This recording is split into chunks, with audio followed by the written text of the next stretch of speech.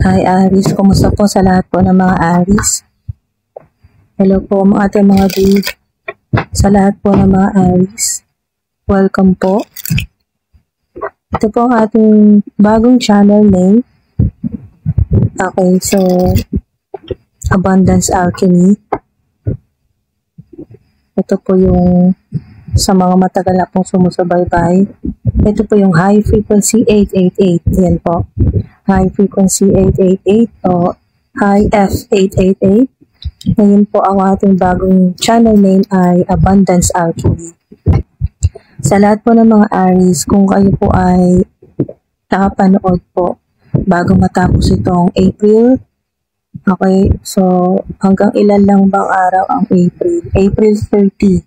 Yan po. Bago matapos po itong April 2025, kung napanood nyo po ito, ano man pong araw ng mga ating mga dude, basta bago po matapos ang April, at sa mga hindi po nakapanood na natapos na po yung April hanggang bago po magkatapusan po ng May, ayan po, mga ating mga dude, pwede pa po.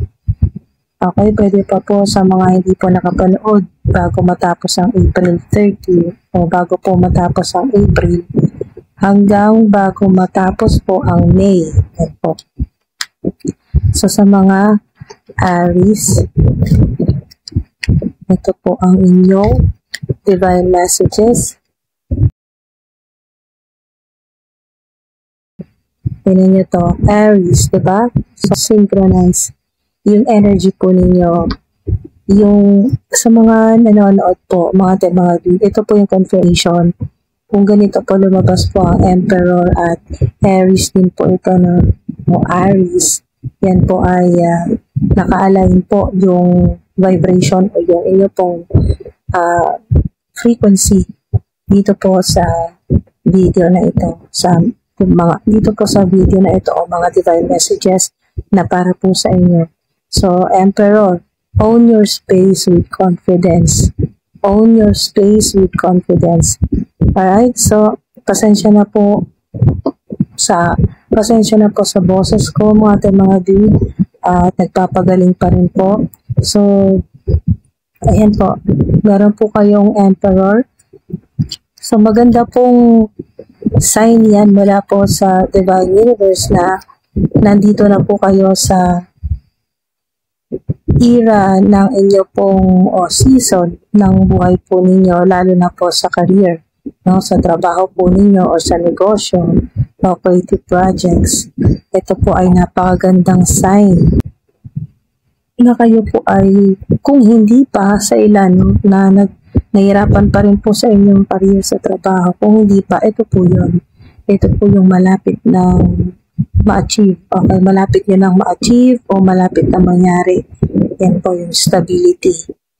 Okay, so kailangan nyo pa rin po, kahit na nandito na yung nagpapakita na po yung success, yung power po ninyo, yung money, yung inyo pong abundance, yung structure ng kung ano man po yung pinaghihirapan, pinagsisikapan po ninyo mula day one. Yan po, mula nung kayo po ay sabihin na natin simula na naghanap buhay po kayo, na kayo na po ang nagtatrabaho para buhayin ang sarili po ninyo o tulungan din po yung pamilya po ninyo. Pero kahit ganito po, nandito na yung stability, nandito na po yung success, kailangan pa rin po ng hard work.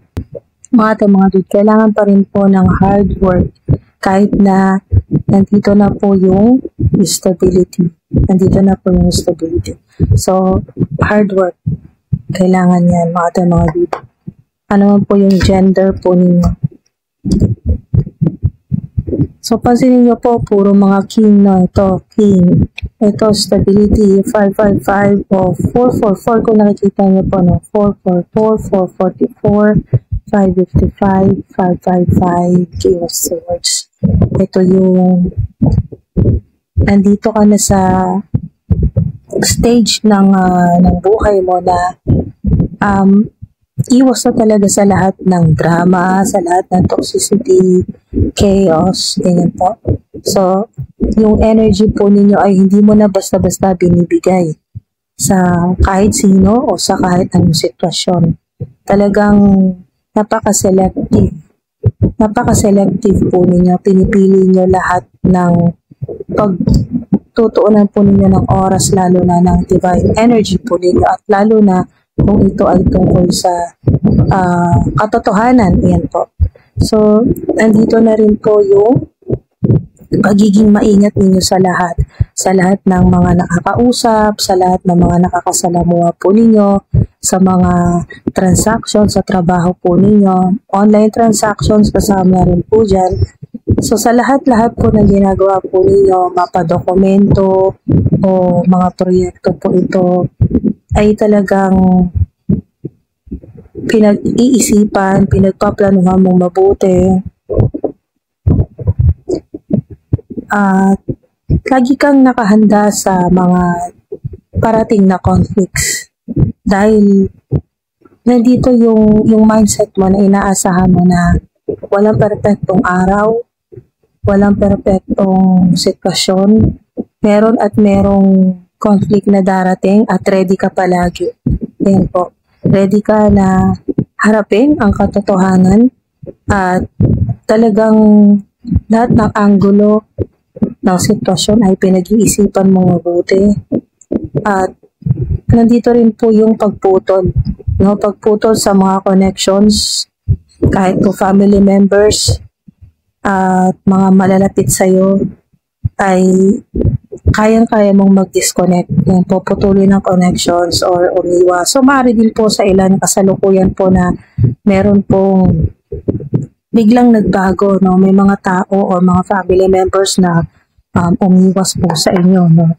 Lumayo po sa inyo, pero ayan po ay hindi ninyo ikinasasama ng loob, dahil sa totoo lang parang blessing in disguise, parang pinagpapasalamat nyo pa, dahil ito ay senyales mula sa Divine Universe na maaring kaya lumayo ang mga tao na to sa'yo o dumistansya, o ikaw ito na dumistansya at sa kanila, no, sa mga tao na talagang hindi na nakakabuti sa well-being mo, sa soul mo. Okay, so, at hindi na naka-align sa mga, hindi naka-align sa vibrational energy mo, sa kung ano man po yung mga plano mo sa buhay. So, talagang nandito na yung wisdom, mga dude. Moon.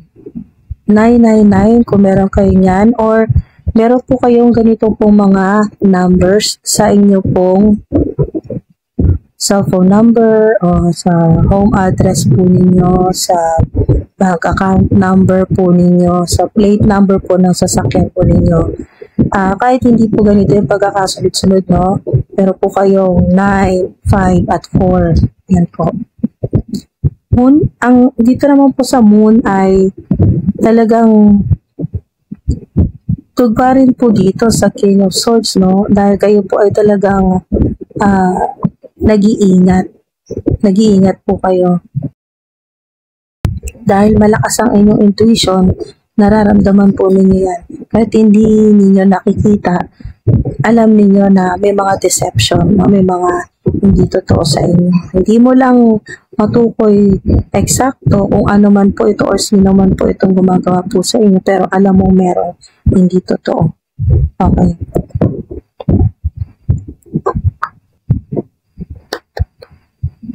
Holy Angels, Holy Spirits, ano pong dapat malaman ng mga Aries within the next few weeks? Maring may hinihintay ka. Salary increase, promotion, o mataas na posisyon, o gusto mo na magpalit ng career, ng trabaho, o gusto mo nang simulan yung negosyo na matagal mo na pinagpaplanuhan, maaring 4 na buwan, 5 buwan. So, ilang weeks na lang ito. Meron kayong clue. Maaring may tinatanong ka na ang sagot ay time frame, no? Approximate lang po yan, mga dude. Within the next few weeks. Basta, ayan, no, trust. Magtiwala ka kay God, sa Divine Universe. So, meron din po kayong connection sa moon o moon cycle. Kasi meron din po dito kasi sa moon, may kumukonekta po sa inyo na kumukonekta po sa inyo dito si Goddess Hecate. Okay. Sa mga nasa crossroads po, yung kayo po ay nahihirapang magdesisyon or may pinagpipilian po kayo, paaring dalawang posisyon po ito na pinagpipilian o offer po na pinagpipilian po ninyo. O maaring ito yung clue dito. Kung ano man po itong malaking opportunity na pinagpipilian mo ay pakaramdaman ay sundin mo ang intuition mo. Ito yun. Ito yung mensahe sa'yo ng moon. Sundin mo ang intuition mo. Trust, magtiwala ka sa divine universe. At maaaring ito yun. Sa ilan, kung wala pa, hindi pa dumarating yung promotion o offer o malaking opportunity. O magtrabaho sa ibang bansa. Pwede rin po yan mga ating mga o negosyo o may kinalaman sa online business, real estate, mga ganyan po. Okay, so dito sa within the next few weeks, hingi tayo ng clue, mga ilang weeks pa kaya?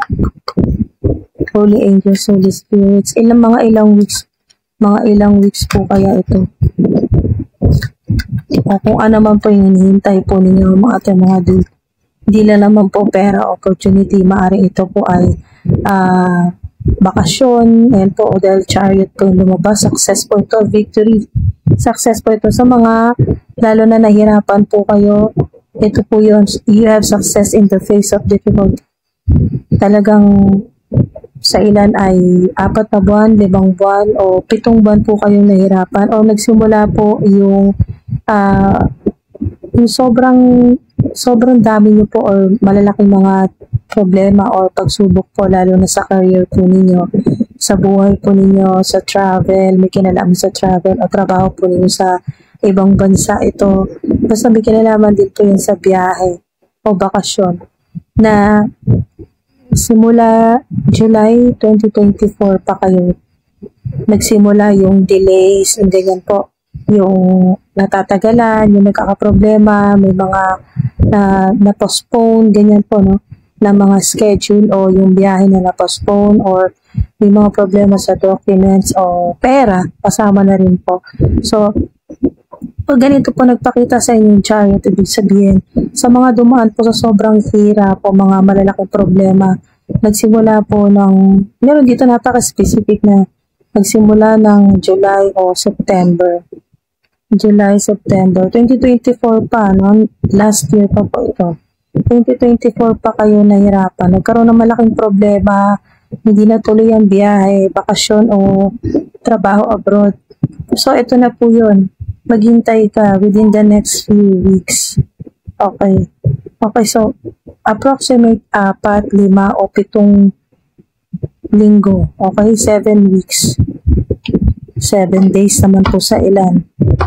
Chariot, maganda yan. Mga success yan. Andito na po yung matutuloy yung biyahe, makakabili na sasakyan, makapag-down na po kayo sa sasakyan po, at sa ilan po ay matutuloy na rin po yung kapag migrate po kayo.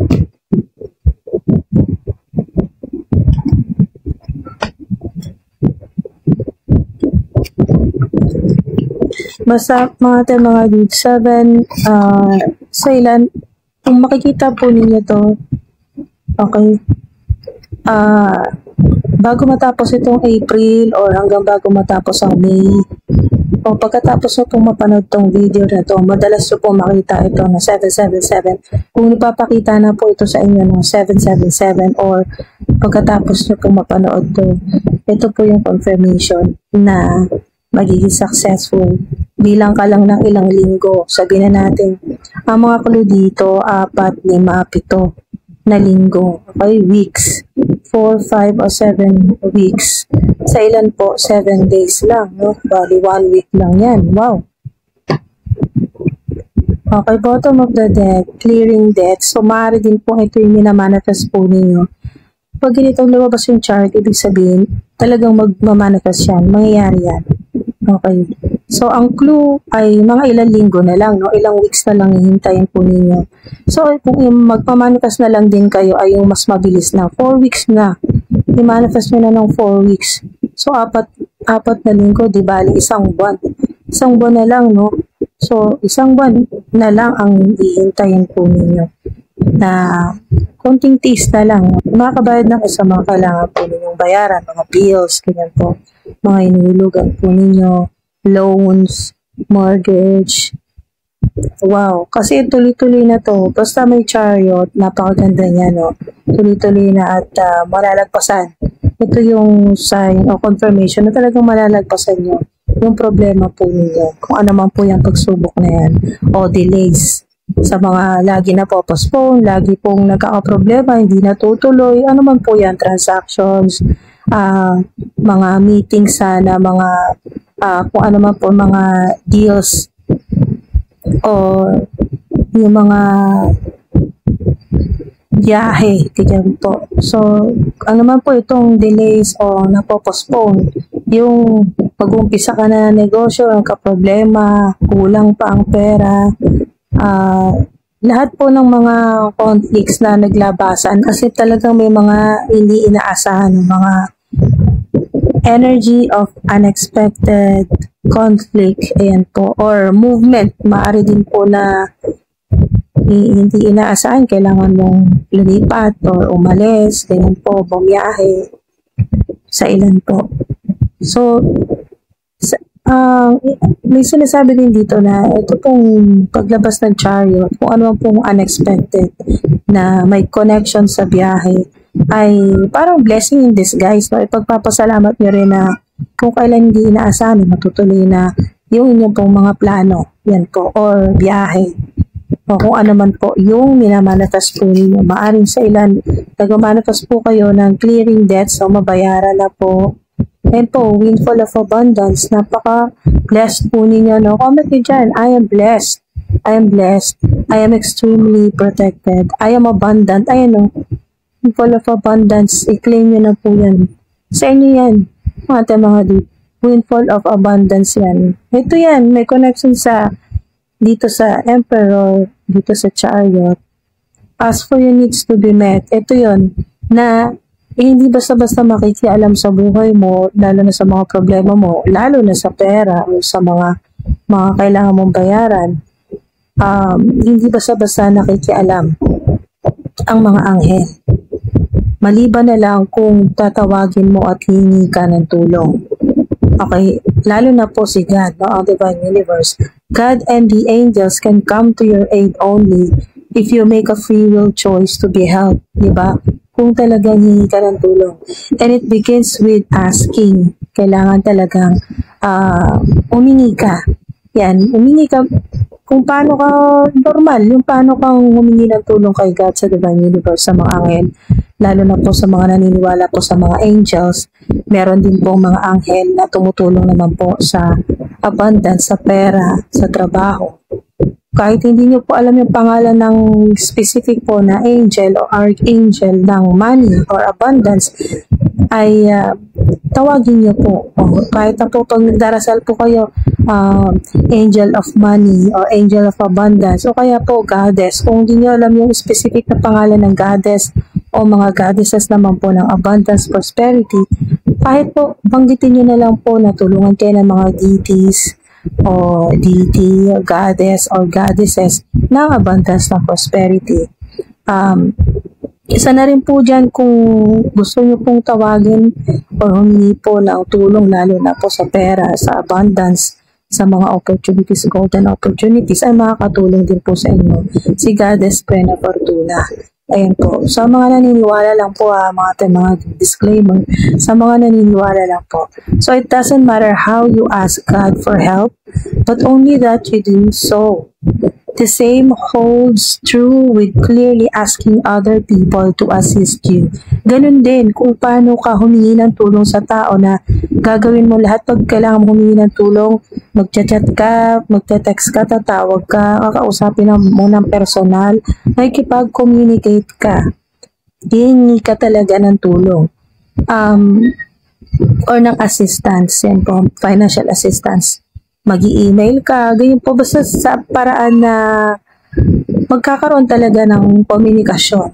Parang ganito rin po yon. Yung example dito, yung paano ka pakipag-usap din sa mga anghel na tumutulong po sa pera, sa abundance, sa problema po sa financial, ganyan po. At sa mga deities or goddesses. Lalo-lalo na po kay God, no? Kay God, kay Jesus, sa mga naniniwala kay Jesus, kay God, also divine universe. Yan po. Basta humingi ka, ay magkakaroon ka. Yan po. Na humingi ka ng mas maganda nga, napaka-specific kung magkano yung amount na kailangan mo. Halimbawa po, bago matapos itong April, kailangan mo ng 100,000. O sabihin na natin, kailangan mo ng $100,000. Yan po, mga dude, ay hindi imposible dahil may windfall of abundance kayo dito. Kaya po may trust dito, no? Trust. Kasi, basta humingi ka lang. Okay, humingi ka, tumawag ka sa mga anghel, goddesses, kay God, sa divine universe. Basta humingi ka at magtiwala ka. Ayan o, trust. Magtiwala ka na pag humingi ka ay ibibigay o matatanggap mo. Huwag mo nang problemahin o huwag mo nang isipin na paano kaya, kailan kaya darating, sa paanong paraan kaya, sino kaya yung tutulong, sino kaya yung ibibigay ni God na tutulong sa akin. Huwag mo nang problemahin yun. Okay, ang sinasabi dito ng mga guardian spirits mo, mga guardian angels mo ay trust. Okay, trust. Okay, taas ang kamay, may tiwala kay God sa divine universe. Taas ang kamay dyan. Kaway-kaway sa mga nagtitiwala. Okay, basta may trust ka pag humingi ka kay God. Okay, ang sinasabi dito ay isipin mo na agad na done deal. Okay, done deal. Kung ano man po ito na gusto mo, done deal or it is done. Okay, so comment nyo po mga dude, it is done. And so it is. It is done. Sa inyo na to. Okay, kung ano man yung gusto po ninyo or hinihingi po ninyo. Alright, so bago natin isara mga dude, kung meron po kayong tatlong katanungan, ayan po, kung may questions po kayo, tatlo. Okay? Ano man po itong tanong po ninyo sa mga guardian spirits, sa mga ancestors, goddesses, sa mga divine beings, celestial beings, kung kanino man po kayo may tanong, kung ano man po itong tanong po ninyo na siguradong naririnig po mula po sa spirit realm o higher dimension o ng divine universe, ito po yung sagot. Okay? Tatlo. Simulan na natin mga dude. Okay, post nyo po kung wala pa kayo naisip na mga questions. 3 questions. Pero kung meron na po kayo, okay, tuloy na po natin. So, ito na po yung una. Okay, so ito po yung sagot sa inyo. Perhaps when you're older. Ayan po. Sa palagay mo, medyo may edad ka na. So, maganda to. Magandang sagot ito. Magandang sign ito. Okay? So, perhaps when you're older. Ayan po. Ang sagot sa inyo. So, sa pangalawa tayo. Keep it to yourself. Keep it to yourself. Yan po. Keep it to yourself. Sa'yo lang muna. Wala ka muna sasabihan na any single soul. Wala muna. Sa'yo lang muna to. Sa sarili mo lang muna kung ano man yan. Keep it to yourself. At pangatlo, it will bring good luck. Wow, napakaganda talaga. Konektado yan dito sa inyo pong windfall of abundance. Windfall of abundance. Wow. It will bring good luck. So, kung talagang ito yung reading mo. Okay. So, talagang mararamdaman mo energetically kahit nandiyan ka sa kabilang screen, mararamdaman mo yan na ito talagang sagot sa'yo. It will bring good luck. Wow. Congrats mga dude. Maraming salamat po sa mga sumama sa akin hanggang dito at napagtiyagaan niyo po yung boses ko.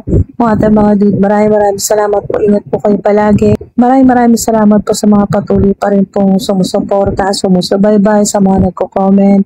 Maraming salamat po sa inyo. Sobrang appreciate ko po mga sa tiyaga po ninyo ng paghintay sa mga readings po ninyo. Maraming salamat po. Thank you po sa oras at sa divine energy po ninyo mga tita. Hanggang sa susunod po.